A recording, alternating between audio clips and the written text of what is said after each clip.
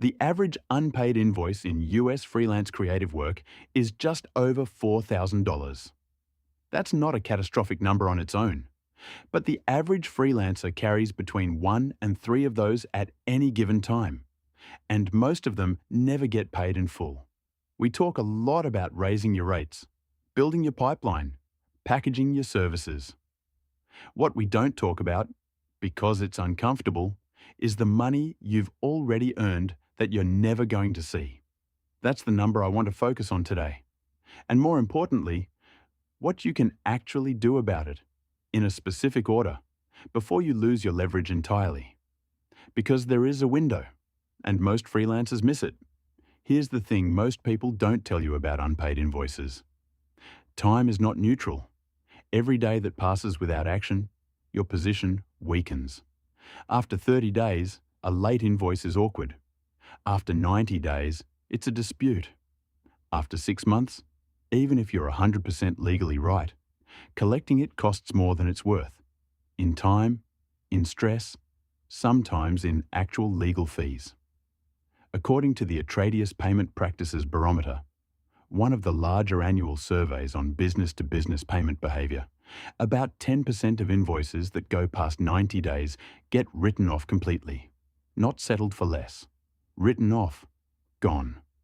For creative freelancers specifically, the number is likely higher because most of us don't have a collections department. We have a follow-up email we're embarrassed to send. And here's what I think is the actual root problem. Not the non-payment itself, but the freelancer's response to it. The most common mistake is treating a payment problem like a relationship problem. It's not. Or at least, it doesn't have to be. When a client doesn't pay, your first instinct is probably social. You think, do they hate the work? Did I do something wrong? Is this relationship salvageable?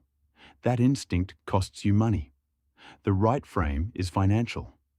Someone received a service and has not compensated you for it. That is a cash flow event in your business. It has a process. The process is not personal. What I'm going to walk you through is a 3-stage escalation: administrative, formal, and legal. Most freelancers skip straight from administrative, a polite email, to anxiety. They never make it to formal, which is actually where most invoices get resolved. And the legal stage? It's more accessible than you think and cheaper than you've been told. But first, let me tell you why the polite email alone almost never works, and it's not because clients are dishonest. Sections highlighted in terracotta as narrator mentions them. The follow-up email that freelancers send is usually missing 3 things. 1. A specific invoice number and dollar amount, not the project we did in March. A number, a dollar figure. 2. A new concrete deadline, not at your earliest convenience. A date, 7 days from today. 3. A stated consequence, not a threat, just the next step in your process. Something like, if I don't hear back by the 15th, I'll be moving this to my formal collections process. That last line changes the email entirely. It signals that there is a process, that you are running a business, and that inaction has a cost. Send that email once. Wait the 7 days. If nothing, no payment, no communication, no dispute raised, you move to stage 2. Stage 2 is a formal demand letter, not from a lawyer, not yet, from you, on letterhead, sent via email with read receipt, and via certified mail if the amount is significant. A written demand letter, one that names the invoice, the amount, the original due date, and explicitly states that legal action follows in 14 days, resolves somewhere between 30 and 40% of small business disputes before anyone ever files a claim. Think about that. Nearly 4 in 10 cases, the letter alone does it. Why? Because it reframes the situation for the client. It's no longer an awkward vendor relationship, it's a legal exposure. Most clients, even slow-paying ones, don't want to be named in a small claims action. They have accountants. They have other vendors. They have reputations.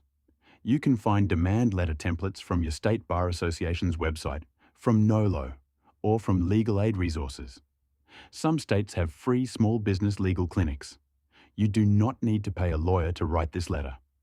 If 14 days pass and there's still nothing, no payment, no negotiated arrangement, no dispute that holds water, you go to stage 3.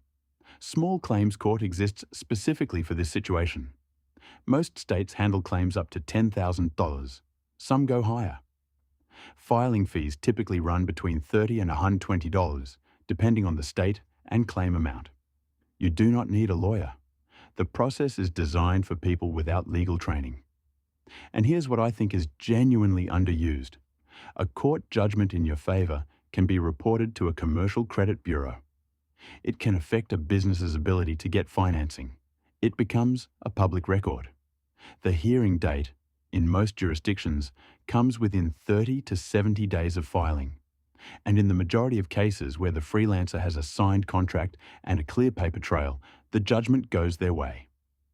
Which brings me to the thing that determines whether any of this is available to you: your contract. Specifically, does it have a payment terms clause, a late fee clause, and a jurisdiction clause?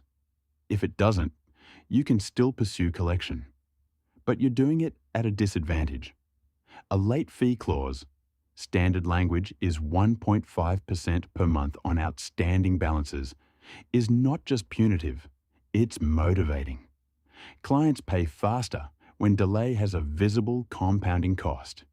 If you don't have a contract template with those 3 clauses, I'll tell you where to get one in a moment. Here's the full sequence, compressed. 1. At 7 days past due, send a specific dated follow-up with a stated next step. Not a nudge, a notice. 2. At 14 days after that, formal demand letter, letterhead, certified mail if it's over $1,000. 14-day deadline, legal action stated. 3. If ignored, small claims filing. Bring your contract, your invoice, and every piece of written communication. The paper trail is your case. The window is real. And it closes. The freelancers who recover their money are not the ones with the best lawyers. They're the ones who stopped treating a financial problem like a social problem and started running a process. If you want a contract template with all 3 clauses already built in, payment terms, late fee, jurisdiction, we put one together specifically for creative freelancers. It's in the description, free. And if you want a short, printable version of this escalation sequence, the exact 3